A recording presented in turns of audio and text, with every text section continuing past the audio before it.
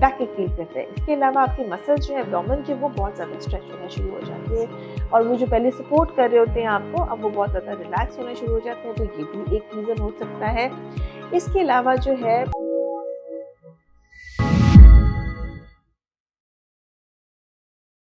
अस्सलाम वालेकुम जी, बहुत ही कॉमन चीज़ पे बात करेंगे कि प्रेगनेंसी में हमारी कमर में दर्द क्यों स्टार्ट हो जाती है।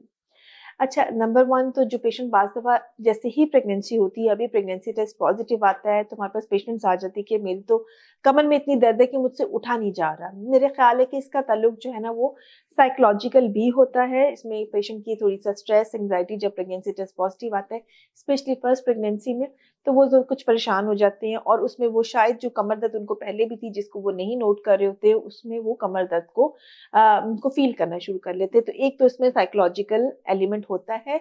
दूसरा जो आपके प्रेगनेंसी के हार्मोन्स होते हैं, जो प्रोजेस्टेरोन होता है, बेसिकली जो वो लिगामेंट्स को जो है वो कह लें सॉफ्ट करना शुरू कर देता है, उसका बहुत बड़ा रोल होता है आपकी कमर दर्द के अंदर। तो ये भी एक फैक्टर हो सकता है लोगों का कि जो जैसे ही प्रेगनेंसी स्टार्ट होती है और उनका प्रोजेस्टेरोन लेवल बढ़ रहा होता है, तो वो उस प्रोजेस्टेरोन के साथ भी कमर दर्द फ़ील करना शुरू कर देती हैं।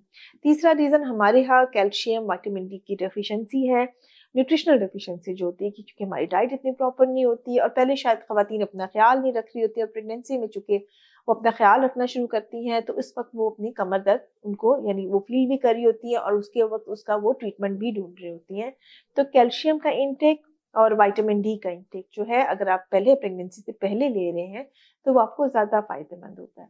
इसके अलावा जैसे-जैसे हमारी प्रेगनेंसी एडवांस करती है, हमारी कमर दर्द बढ़ना शुरू हो जाती है। इसमें आपके पोस्चर का भी बहुत बड़ा रोल है कि आपका पोस्चर क्या है। आप देखिए कि आपका एक्स्ट्रा वेट होता है, वो जो एक्स्ट्रा वेट होता है वो बेसिकली आपकी कमर के ऊपर जो है वो प्रेशर डालना शुरू करता है, कमर के ऊपर भी, बाकी जॉइंट्स के ऊपर भी, प्लस आपका जो सेंटर ऑफ ग्रेविटी है वो शिफ्ट होना शुरू हो जाता है। आप देखिए वो वाली पहले वाला पोस्चर तो नहीं रहता आपका, तो उसका करके भी जो है आपकी स्पाइन के ऊपर बहुत ज़्यादा प्रेशर पड़ना शुरू होता है और लिगामेंट्स की जैसे हमने बात की कि वो बहुत ज़्यादा रिलैक्स होना शुरू हो जाते हैं, जिसकी वजह से अल्टीमेटली जो है पेशेंट ना बैक एक फील करता है। इसके अलावा आपके मसल्स जो है एब्डोमेन के वो बहुत ज़्यादा स्ट्रेच होना शुरू हो जाते हैं और वो जो पहले सपोर्ट कर रहे होते हैं आपको, अब वो बहुत ज़्यादा रिलैक्स होना शुरू हो जाते हैं, तो ये भी एक रीज़न हो सकता है। इसके अलावा जो है आपका जो सोने की पोज़ीशन है वो इम्पोर्टेंट है, आपका मैट्रेस किस किस्म का है वो इम्पोर्टेंट है, ये चीज़ें भी इम्पोर्टेंट समझी जाती हैं। आप शूज़ किस किस्म के इस्तेमाल करते हैं, आपके शूज़ जो हैं वो कंफर्टेबल हैं या आपके पैर थका देते हैं, वो भी आप वो शूज़ में का भी पोस्चर के साथ रिलेशनशिप है, तो ये सारी चीज़ें इम्पोर्टेंट हैं।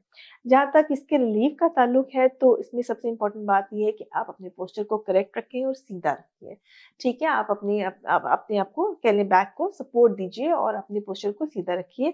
सेकंडली जो होता है इसके अंदर जब आप बैठते हैं या लेटते हैं तो कुशन्स का इस्तेमाल, पिलोज़ का इस्तेमाल और अपने लिए मैट्रेस जो है वो बहुत स्प्रिंग मैट्रेस को अवॉइड कीजिए और निस्बतन कह लें कि हार्ड मैट्रेस जो है आप यूज़ करें तो वो आपके लिए बेहतर होता है। तीसरी जो बात इसमें इम्पोर्टेंट है, जो हमने पहले भी कहा कि कैल्शियम, विटामिन डी का इंटेक है जो कि आपको फ़ायदेमंद होता है और अगर आपको मुसलसल बैकएक रहती है और आप मेडिसिन्स को अवॉइड करना चाहते हैं तो आप बैक मसाज कर सकते हैं, आप हीट बॉटल्स का इस्तेमाल कर सकते हैं, हीट पैड्स का इस्तेमाल कर सकते हैं जिसकी वजह से सर्कुलेशन इम्प्रूव करती है, आपकी पेन जो है वो काफ़ी हद तक कम हो जाती है। ठीक है? सो अपनी सेहत का शुरू से ख़्याल रखिए और अपने बैक का ख़्याल रखिए, तो ये जो कमर दर्द की शिकायत है ये प्रेगनेंसी में काफ़ी हद तक कम हो जाती है। अगर आप इन छोटी-छोटी बातों का ख़्याल रखते हैं तो इससे आपकी कमर दर्द काफ़ी हद तक कम हो जाती है। तो बहुत सारा ख़्याल रखिए और दुआ में याद रखिए।